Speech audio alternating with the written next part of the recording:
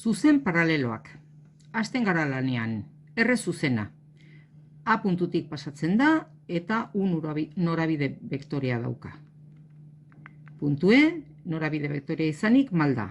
U2 zati U bat. Minus B zati bat, minus B. Zuzenaren puntu malda ekuazioa.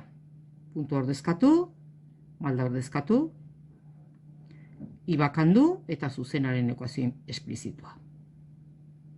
Zuzenaren grafikoa, hemen.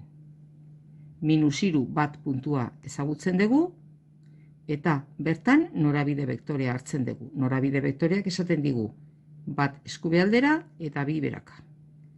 Zuzena botatzen dugu puntu berria lortzean, aurreko puntua eta puntu berria lotuz. Zuzenaren grafikoa, R. Etentxo bat. R eta S paraleloak direla baldin badakit, malda bera dute, orduan biak duten malda minus bi. Orduan, S zuzenaren ekuazioa emateko mungea. Dakigu ariketak esaten duelako, bi hiru puntutik pasatzen dela, eta malda berdina dutenez, honen malda ere minus bi da. Zuzenaren puntu malda ekuazioa. S zuzenaren puntu malda ekuazioa. Puntu ordezkatu eta malda. Ibakandu eta ekuazio esplizitua. Den alde batera, x positibo ondoren i eta gero zemakia, ekuazio esplizitua edo orokorra.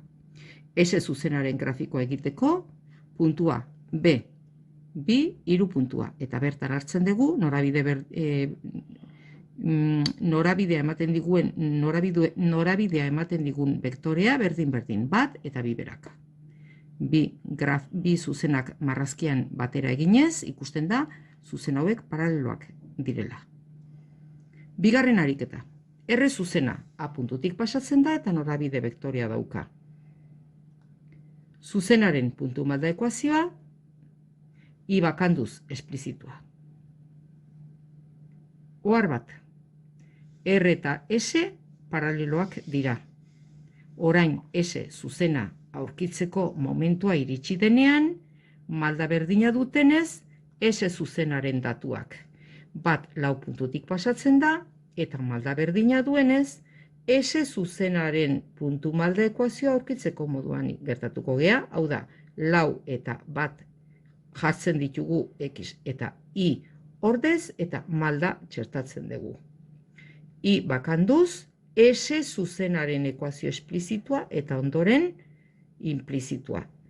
Dena alde batera, eskubi aldera, eta hirurekin bidertuz, hor daukazue, ekuazio orokorra edo implizitua. Marrazkia. R zuzena dakigu bi bat puntutik pasatzen dela, eta norabide vektorea bertan hartzen baldin badegu, U vektoreak esaten digu hiru eskubi aldera eta bi goruntz. Puntu berri baldortu eta zuzenaren marrazkia egiten dugu. Hau R zuzena da. S paraleloa izan behar du, R-rekiko paraleloa, baina beste puntu batetik pasatzen da. Puntu hori, bat lau puntua. B puntua. Norabide berdina hartzen dugu, norabide vektore berdina hartzen dugu. Bat, bi, hiru, bat, bi. Puntu berri batetara iritsiz. Marraztu eta S zuzena eta R paraleloak direla garbi ikusten da. Eta R zuzena kalkulatzeko lau bat puntutik pasatzen da eta malda da bi. Bi baten, hau da, bat eskubialdera, bi goruntz. Puntu batetik beste puntu batetara joateko R zuzenaren gainetik. Puntu eta malda. Puntu malda ekuazioa. R zuzenarekin egia. I askatu eta ekuazio esplizitua. Tartetxo bat. Gogoratu, R eta S paraleloak baldin badira, malda bera dute. Ordun, orain aurkituko dugun S zuzenaren malda ere bi izango da. Hasten gea S zuzenaren ekuazioa aurkitzen. Gogoratu, eskatu diguten S zuzena dela R-rekiko paraleloa, baina hiru lau beste puntu batetik pasatzen da. Malda berdina, puntu eta malda hartu, eta S zuzenaren puntu malda ekuazioa bilatzen dugu. I bakanduz, ekuazio esplizitua. I berdin malda bider X, ken bi. Minus bi honek esan nahi du, I ardatzaren gainetik pasatzen denean S zuzena 0-2 puntutik pasatzen dela. Marrazkia ondo egiten baldin badegu, hortik pasatu beharko luke. Bere ekuazio implizitua dena alde batera, alde honetara, 2x ken I, ken bi berdin 0. Marrazten ditugu R eta S eta ikusten dugu paraleloak direla. Datuak. R pasatzen da lau bat puntutik, eta malda bat bi. X bat, I bi. Bi baten. B puntutik pasatzen da S zuzena, hiru lau puntutik, eta malda berdina du bat bi. Bi zuzen hauek paraleloak dira. Zuzen perpendikularrak. Probatxo bat. R eta S zuzenak marraztu behar ditut.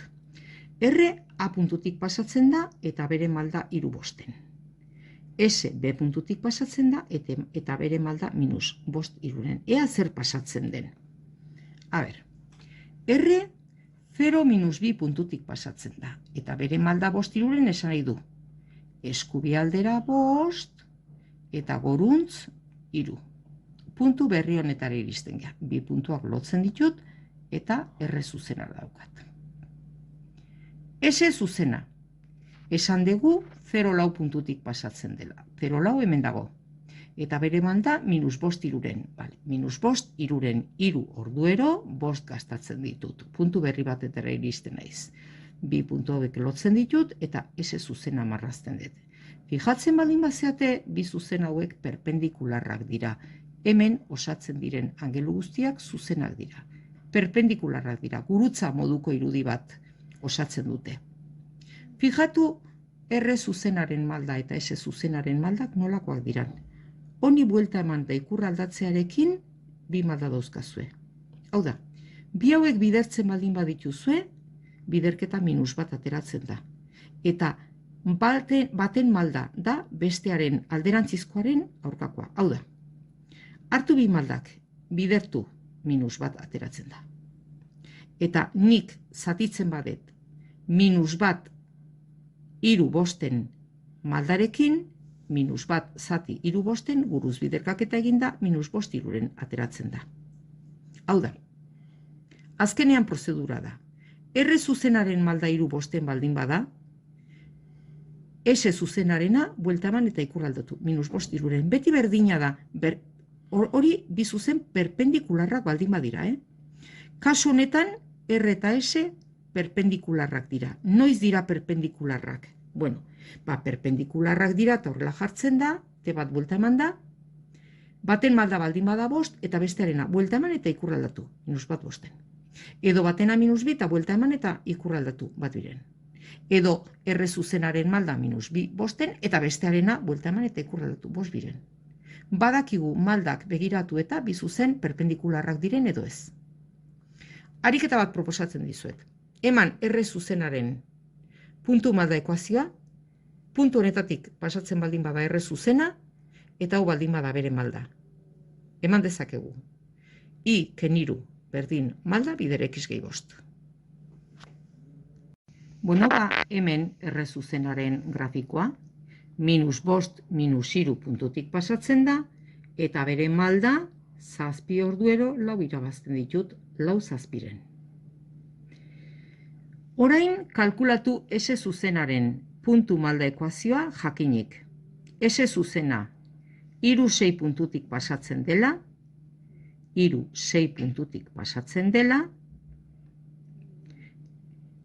eta R zuzenarekiko perpendikularra dela. Zer esan nahi du perpendikularra dela? Perpendikularra dela esan nahi du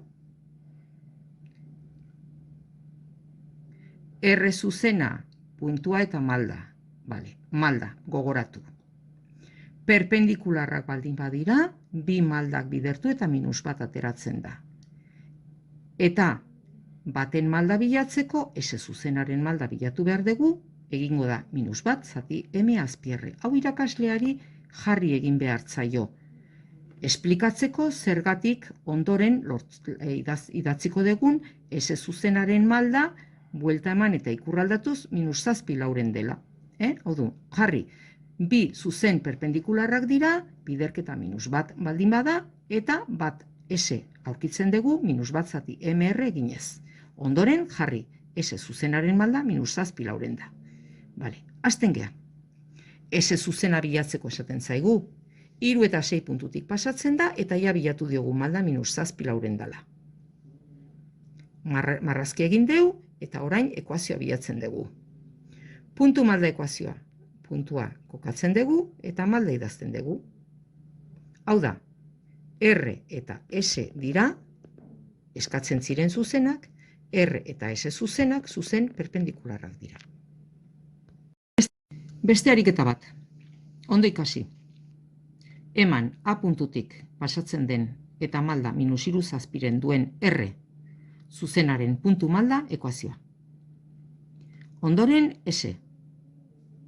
B puntutik pasatzen da eta R-erekiko perpendikularra da. Marraztu biak. Hasten naiz, marrazkia ikusi behar dugu. A, minus 3 hortik pasatzen da R zuzena. Malda minus 7 7 orduero 3 gutxo. R zuzena marrazten dut.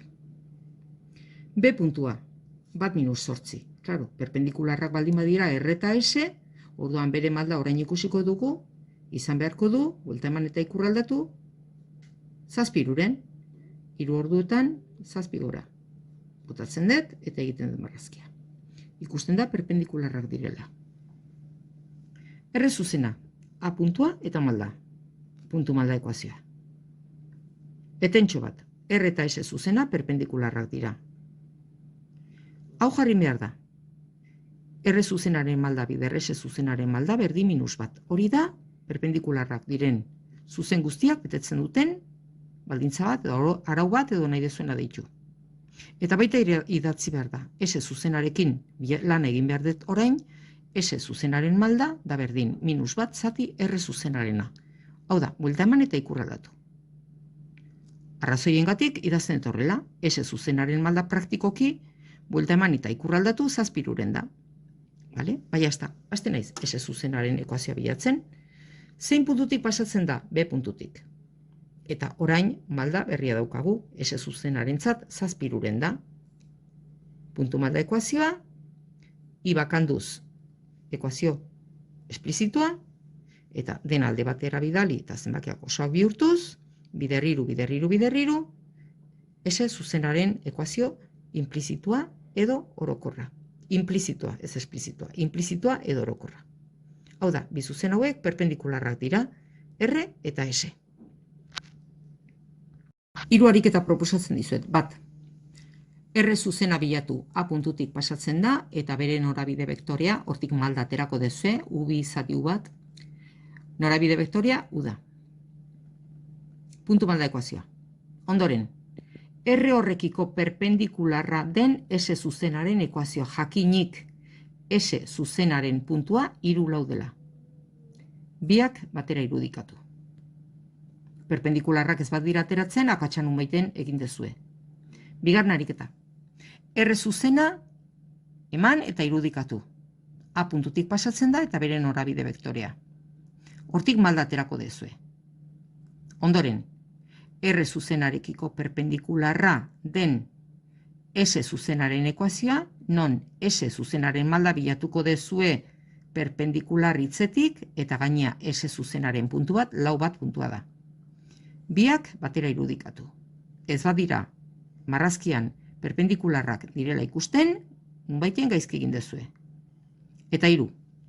Kalkulatu, hau poliki-poliki, A eta B puntutatik pasatzen den R zuzenaren ekuazio implizitua, ondoren, S zuzena non S da R-erekiko perpendikularra, gogoratu perpendikularra, eta gainea S zuzena bat bi puntutik pasatzen da. Bueno ba, bere ekuazio implizitua. Biak irudikatu.